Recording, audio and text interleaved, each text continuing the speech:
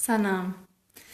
So I'm still playing catch up on our Dharma talks we missed when I was having some technical difficulties. But this is a topic that's been on my mind for several weeks, and it's only grown more timely or contemporary as the Me Too movement has come forward on Facebook and other social media. The topic is sovereignty. And I've been thinking a lot about sovereignty because as a woman, sovereignty is an interesting concept to get our head around.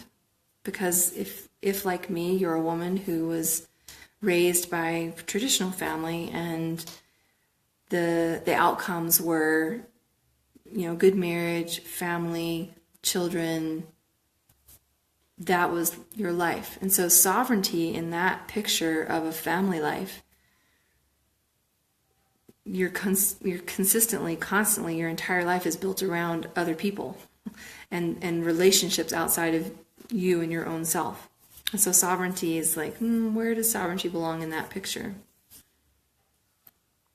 And so I didn't marry for a really long time because I was resisting that notion of depending on other people for my own meaning or my own identity as a woman. So it took me a long time to step into that type of relationship. But I also think about sovereignty in the realm of just being a body, right? Being not even a human body. So sovereignty's been on my mind for a while because I've taken on a vegan lifestyle. I've been vegetarian for years. I have longed to be vegan, but never been able to really manifest it. And sovereignty was always a part of that, my meditation on moving toward a vegan lifestyle.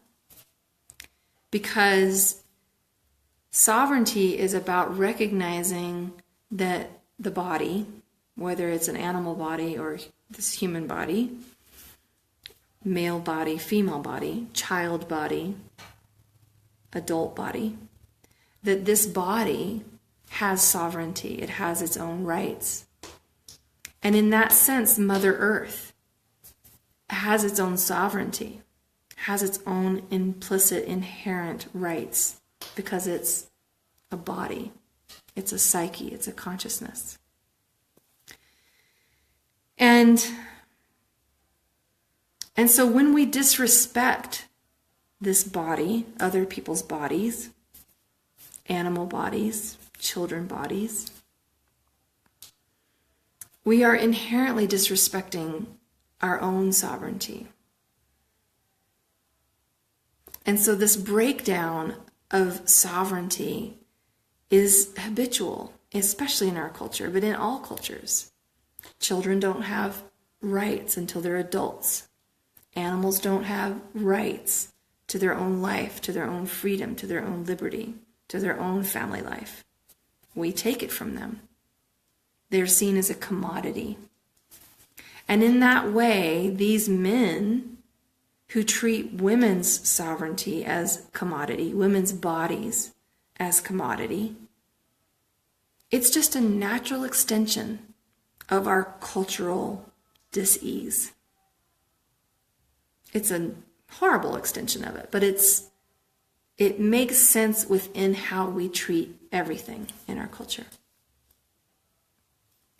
And so to arrive at a place where, because I have a body, I have sovereignty, I have rights over myself, this is a big piece of building an Aquarian, egalitarian, democratic culture.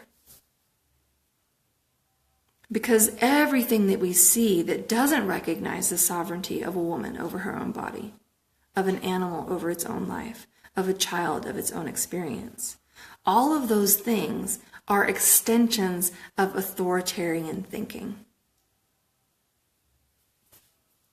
Just because it's normal doesn't mean that it's correct. doesn't mean that we don't have to think deeply about changing how we relate to one another's sovereignty. And in a marriage, it's so challenging to maintain my own sovereignty, to feel my own space in the world, to recognize I have choices, and to see that my husband has sovereignty. He has choices. He has a right to his own things that he wants. And when they don't meet, how do we come to mutuality without sacrificing one or the other's sovereignty? How do we raise children in a world where they're recognized for their own sovereignty? A friend of mine, she's very, very wise, a fellow trainer in the academy. She described this story. She's like, yeah, I was on the plane the other day, and this person did not want to be on the plane and was fighting with everyone around them, didn't want to be on the plane, demanded to be let off. And it was such an odd, shocking story, well, just let them off. And then she says, well, it was a child, right? But the way she told the story, it made you realize, we don't recognize children's reality as sovereign. We don't recognize animals' lives as sovereign. We don't recognize women's lives as sovereign. And so the entire movement, political and otherwise, to reinforce this authoritarian model, which is on its last legs in this age, which if you ask anyone under 20, doesn't even relate to what you're talking about. This last gasp of the authoritarian model only works when people are afraid of their own sovereignty. When they are filled with fear, then they sacrifice willingly their sovereignty to protection, to security, to what they know versus the unknown, which is what happens if we trust our own sovereign authority. What happens to us? We have to take responsibility for our experience. We have to be fully accountable to what we create in our lives. And this sovereignty, this God-like nature that we all have, if we can recognize it in each other, then the things that happen to women countlessly, and to men, to boys, but mainly to women, over and over again, they wouldn't exist. Because a woman's sovereignty, and not only her sovereignty, but her sacredness, would be acknowledged. Because we would acknowledge it within ourselves. How do we create a culture that does that? We have to raise children in their own sovereignty. We have to stand within ourselves in our own sovereignty without fear. And this is challenging. This is the work. And so if you've written Me Too, or if you know that you've stood by and allowed it to happen, to allow a woman's sovereignty to be compromised, just practice self-compassion. Because we were all raised this way, to sacrifice our sovereignty, our own innate, royal, sacred nature, God-like nature, for the whims of the group, or for the security of the authoritarian model.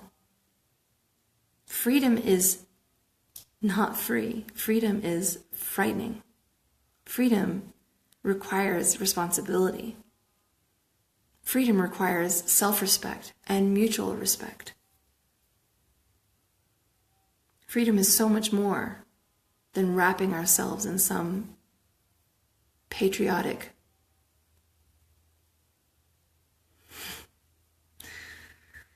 whim. So, sovereignty.